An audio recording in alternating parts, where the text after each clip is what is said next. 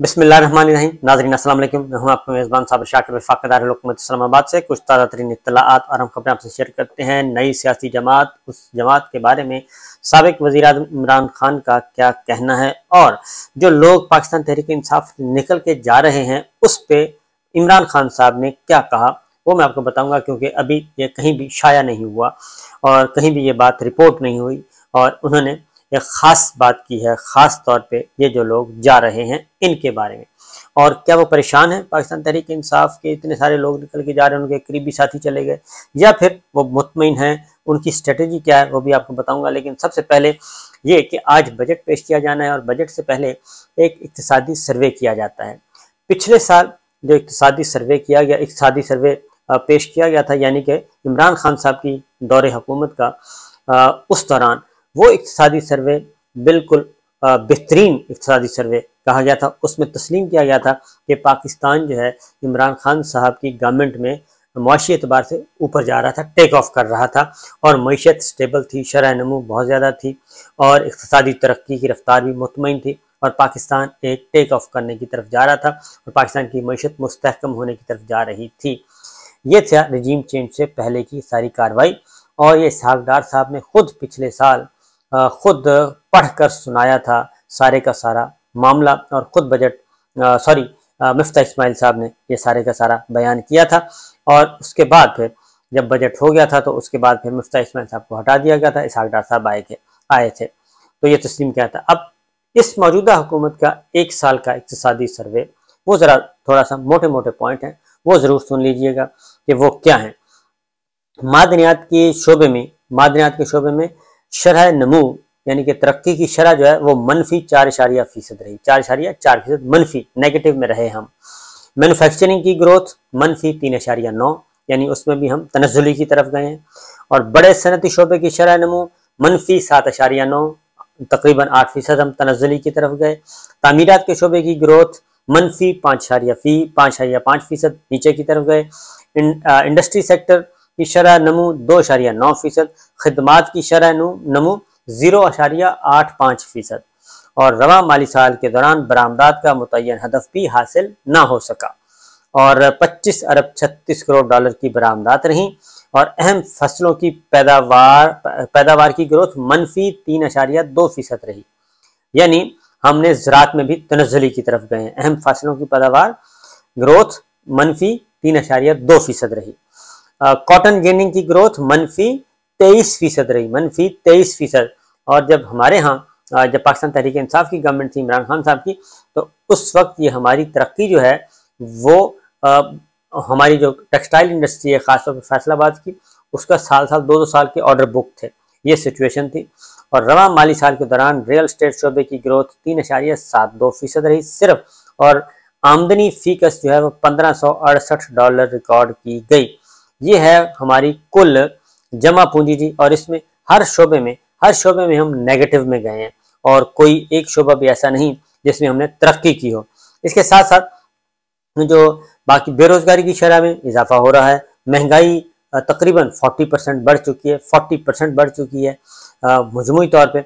और इसहाक डार के मुताबिक जो शरह मुताबिक 6% शरह नमू वो थी, गलत थी, तो इसको फिर डार साहब को ठीक करना चाहिए था, ये मुजम्मल साहब कह रहे हैं। और रवा साल पाकिस्तान की GDP शरह 0.3% रही, जो कि गुज़श्ता साल 6% थी जब इमरान खान साहब को इक़्तिदार से हटाया गया। 6% और अब है 0.3%। तो ये तो हमारे हैं जी आदाद शुमार जो कि खुद गवर्नमेंट ने पेश किए हैं इसने। तो ये तो हो गई इकोनॉमी की सूरत हाल कि ये इकोनॉमी मिसाक मईशत कहते हैं ना, कि ये मिसाक मईशत का बड़ा जोर लगाते हैं। जरदारी साहब ने भी कल जिक्र किया, शहबाज शरीफ साहब भी बहुत करते हैं मिसाक मईशत।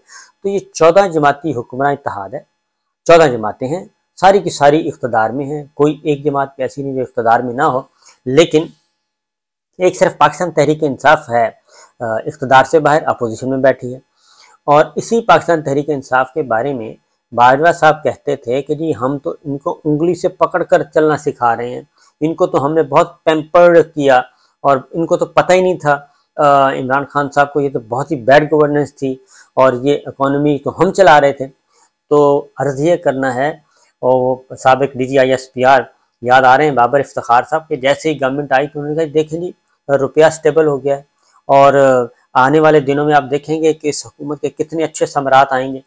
تو وہ بابر افتخار صاحب سے پوچھنا تھا کہ وہ آئیں، آ کے بتائیں، آج کل وہ کور کمانڈر کراچی ہوتے ہیں، تو میرا خیال ہے کہ ان کو میڈیا میں آنا چاہیے اور بتانا چاہیے کہ وہ کس بنیاد پہ یہ کہہ رہے تھے اور کس بنیاد پہ انہوں نے یہ دعویٰ کیا تھا، اور آج پاکستان کی جو حالت ہے وہ ہمارے سامنے ہے۔ یہ میں نے سارا پڑھ کر دکھا دیا، کوئی ایک شبہ بھی ایسا نہیں ہے جو پازیٹیو ہو۔ پھر اگر واقعتاً اگر عمران خان صاحب کو باجوہ صاحب بھی چلا رہے تھے، یعنی کہ ملٹری لیڈرشپ چلا رہی تھی، تو پھر موجودہ گورنمنٹ کو کیوں نہیں چلا پا رہے؟ موجودہ جو گورنمنٹ کو بھی یہ سروسز پرووائڈ کرنی چاہیے تھی، کیونکہ پاکستان کا مسئلہ ہے، پاکستان کے مفاد کا، پاکستان کی اکانومی کا، قومی مسئلہ ہے، تو کرنا چاہیے تھا، لیکن نہیں۔ حقیقت یہ ہے اس وقت بھی تنقید پہ تنقید کی جاتی تھی کہ عثمان بزدار کو ہٹا دیں، اعظم خان کو ہٹا دیں، پرنسپل سیکرٹری کو ہٹا دیں، فلاں کو ہٹا دیں، فلاں کو ہٹا دیں، بس یہی تھا۔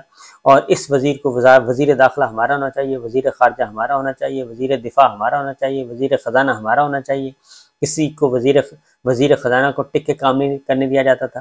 اور اسی طریقے سے روزانہ ہر بلٹن میں مہنگائی مہنگائی مہنگائی کا ایک باقاعدہ طور پہ ہوتا تھا جی شوشہ۔ تو اس کے باوجود عمران خان صاحب کی دور میں جو شرح نمو 6% تھی، اور پاکستان کی اکانومی اچھی معیشتوں میں ان کا شمار ہونے لگا تھا، لیکن اس کے بعد ہوا یہ کہ ان کو فارغ کر دیا گیا۔ تو اس لیے کہتے ہیں کہ اصل مسئلہ یہ نہیں تھا، جب ان کو فارغ کیا جا رہا تھا تو اس وقت بھی روکا گیا تھا، باجوہ صاحب کو روکا تھا، لیکن باجوہ صاحب باز نہیں آئے، اور انہوں کو اپنی ایکسٹینشن کا معاملہ تھا، اس لیے اس طرف چل پڑے۔ اب جی موجودہ حکومت 14 جماعتی حکمراں اتحاد، مساق معیشت، بھائی مساق معیشت کا 14 جماعتیں آپ بیٹھے ہیں، آپ جو مرضی کریں، سیاہ سفید کے مالک ہیں۔ 25 مئی سے لے کے آپ نے آج تک جتنا ظلم و ستم کیا ہے اور جو بنیادی انسانی حقوق کی خلاف ورزیاں اس وقت پاکستان میں ہو رہی ہیں اور عالمی ادارے اس کو مانیٹر کر رہے ہیں، یہ پاکستان کے خلاف مقدمہ بنانے کی طرف جا رہے ہیں۔ ہماری خواتین بدستور جیلوں میں ہیں، خواہ وہ سیاسی رہنما ہیں، خواہ وہ سوشل میڈیا پہ ایکٹیو تھی، ان سب کو جیلوں میں رکھا ہوا ہے، اور جو لوگ گرفتار ہیں ان کو عدالتیں رہا کرنے کا حکم دیتی ہیں۔ شہریار افریدی کے معاملے میں ہو چکا، علی محمد خان کے بارے میں ہو چکا، لیکن ان کو دوبارہ گرفتار کر لیا گیا۔ اور جیلوں میں جو 10-12 ہزار جو سیاسی قیدی اس وقت زیر حراست ہیں، ان کی حالت یہ ہے کہ جہاں پہ 20 آدمی رکھنے کی گنجائش ہے، جس کمرے میں، جس کھرلی میں، اور جس کو ہم چکی بھی کہتے ہیں، سیل بھی کہتے ہیں جیلوں میں، اور ڈیتھ سیل بھی کہتے ہیں، یہ سارا کچھ بولتے ہیں، وہ وہاں پہ جو 20 آدمیوں کی گنجائش ہے وہاں پہ 60 آدمی رکھے ہوئے ہیں۔ 20 آدمی کی جگہ پہ 60 آدمی رکھے ہوئے ہیں، 3 ٹائم زیادہ۔ اور یہ جیلوں میں وہاں پہ کھانا نہیں دیا جا رہا، تنگ کیا جا رہا۔ چودھری پرویز الہی صاحب کی جیل جو ہے وہ ان کی رانا ثناء اللہ صاحب والی جگہ پہ ان کو رکھا ہوا ہے، اور ان کو گدا بھی نہیں دیا جا رہا، وہ فرش پہ لیٹ رہے ہیں، 78 ایئرز اولڈ۔ اور معاملہ کیا ہے؟ معاملہ ہے کہ آپ پاکستان تحریک انصاف چھوڑ دیں، عمران خان صاحب کو چھوڑ دیں، اور آگے اسٹیٹمنٹ دیں، اور آپ کو رہا کر دیا جائے گا باعزت طور پہ، اور مستقبل کی بھی ہم گارنٹی دیں گے کہ مستقبل میں بھی آپ جو ہے وہ بڑے خوش و خرم رہیں گے۔ تو یہ ہے صورتحال۔ اب اگر 14 جماعتی حکمراں اتحاد ٹھیک تھا، یہ سب کچھ ٹھیک جا رہا تھا، تو پھر نئی سیاسی جماعت کیوں بنوائی جا رہی ہے؟ نئی سیاسی جماعت بنانے کا مطلب کیا ہے؟ 2 ہی مطلب ہیں کہ ایک تو پاکستان تحریک انصاف کو توڑنا، کیونکہ مضبوط سیاسی جماعت جو ہے وہ ہماری میرا خیال ہے اسٹیبلشمنٹ کو سوٹ نہیں کرتی، اور اسی لیے اب ایک نئی سیاسی جماعت بنائی گئی ہے، اور اس سیاسی جماعت میں سوائے اس کے کہ چند چہرے ہیں، باقی اس میں کچھ بھی نہیں ہے۔ وہ 0 جمع 0 جمع 0 جمع 0 از اکول ٹو 0 ہے، اور ہار جمع ہار جمع ہار جمع ہار از اکول ٹو ہار ہے، یعنی کہ شکست ہے۔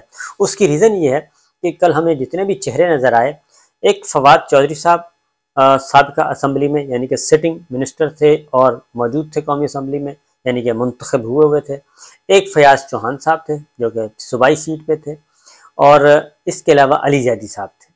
یہ لوگ تھے جو کہ ہمیں نظر آئے کہ یہ جیتے ہوئے ہیں، اور مولوی محمود، یہ تھے ٹوٹل۔ اور اس کے علاوہ باقی وہاں پہ جتنے لوگ تھے وہ سارے کے سارے ہارے ہوئے تھے، یعنی پچھلا الیکشن کسی نے ہارا، کسی نے ضمنی الیکشن ہارا، وہ سارے کے سارے ہارے ہوئے لوگ تھے۔ اور ہارے ہوئے لوگوں کو آپ جمع کرتے جائیں، ایک ہارنے والا، دوسرا ہارنے والا، تیسرا ہارنے والا، تو وہ از اکول ٹو ہار ہی نکلتی ہے۔ تو پوری ٹیم جو ہے وہ ہاری ہوئی لوگوں کی، ہارے ہوئے لوگوں کی، وہ کل اجتماع تھا جس میں استحکام پاکستان پارٹی رکھا گیا، IPP، یعنی کہ انڈیپینڈنٹ پاور پروڈیوسرز۔ اور انڈیپینڈنٹ پاور پروڈیوسر سے کیا مراد ہے؟ مراد یہ ہے کہ یہ ظاہر طاقت خود ہی حاصل فرما لیں گے انڈیپینڈنٹلی، اور ان کو کسی اور کے بیساکھی کی ضرورت نہیں پڑے گی۔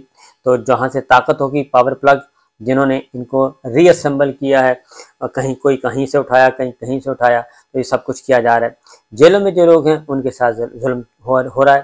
علی محمد خان صاحب بالکل ان کے لیے آسانی ہو سکتی ہے اگر وہ لکھ کر دے دیں اور پی ٹی آئی کو چھوڑ دیں۔ اور اسی طریقے سے جیلوں میں قید عالیہ حمزہ ہیں، ان کو بھی یہ آپشن دیا گیا ہے۔ سوشل میڈیا کی خواتین ہیں، ان کو بھی یہ آپشن دیا گیا ہے، لیکن کوئی بھی یہ آپشن لینے کے لیے تیار نہیں ہے۔ سابق گورنر عمر سرفراز ہیں، ان کے ساتھ بھی یہی بدترین سلوک کیا جا رہا ہے۔ عالیہ حمزہ کے ساتھ، ڈاکٹر یاسمین راشد صاحبہ کے ساتھ، بہت سارے جتنے بھی چودھری پرویز الہی صاحب کو بتا چکا ہوں، ان پہ مصیبتوں کے پہاڑ توڑے جا رہے ہیں۔ اور نئی سیاسی جماعت بنانے کے بعد ایک علیم خان صاحب، ایک علی زیدی میرے ذہن سے نکل گیا تھا، وہ بھی تھے جی، قومی اسمبلی میں موجود تھے۔ باقی سارے کے سارے ہارے ہوئے لوگ ہیں، اور یہ ضمنی الیکشن بھی ہار چکے ہیں، ادروائز بھی ہار چکے ہیں۔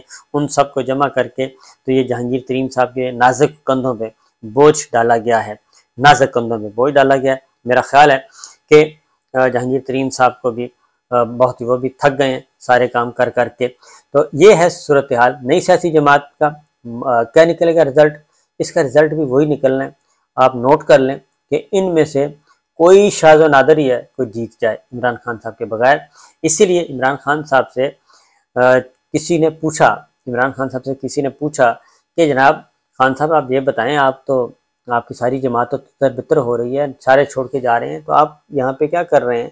تو آپ بھی ذرا تھوڑا سا ریسٹ لے لیں، بیرون ملک چلے جائیں، کوئی گپ شپ لگائیں، بچوں کے ساتھ وقت گزاریں، کیا یہ ٹینس ہو رہے ہیں آپ؟ تو خان صاحب نے بیرون ملک تو جانے سے بالکل انکار کر دیا۔ انہوں نے کہا جی ابھی تک میں یہیں ہوں اور یہیں رہوں گا اور دیکھوں گا کہ کیا ہوتا ہے، اور اگر یہ میرے خلاف کچھ کرنا چاہ رہے ہیں تو بے شک کریں، اور میں حاضر ہوں، اور جو کچھ بھی کریں گے اس کے لیے ہم دستک کھڑکائیں گے، دستک دیں گے اعلیٰ عدلیہ کو، عوام کی عدالت لگے گی اور وہاں ہم جائیں گے۔ تو یہ سچویشن ہے جی۔ عمران خان صاحب نے کہا کہ انہوں نے کہا کہ جناب یہ سارے جا رہے ہیں، انہوں نے کہا خس کم جہاں پا، اچھا ہے پارٹی صاف ہو رہی ہے، اور مجھے نہیں پتا تھا کہ کون کون پارٹی کے ساتھ وفادار ہیں اندر خانے اور کون کون نہیں ہے۔ انہوں نے کہا کہ یہ تو میں تو شکرانے کے نوافل ادا کر رہا ہوں کہ وہ لوگ جو چھپے ہوئے تھے، آستین کے سانپ تھے، اور انہوں نے اپنے آپ کو ایک لائلٹی شو کی ہوئی تھی، لائلٹی ان کی کسی اور کے ساتھ تھی، وہ کہتے ہیں میں تو خوش ہو رہا ہوں، جان چھوٹے، جس نے جانا ہے چلا جائے، اور اس کے بعد جو باقی بچے گا وہ ہوگا خالص مال۔ اور خالص مال، وہ کہتے ہیں کہ خالص مال جو ہے اسی کے ذریعے ہم نے جیتنا ہے، ہم نے ان لوٹوں کے ذریعے نہیں جیتنا۔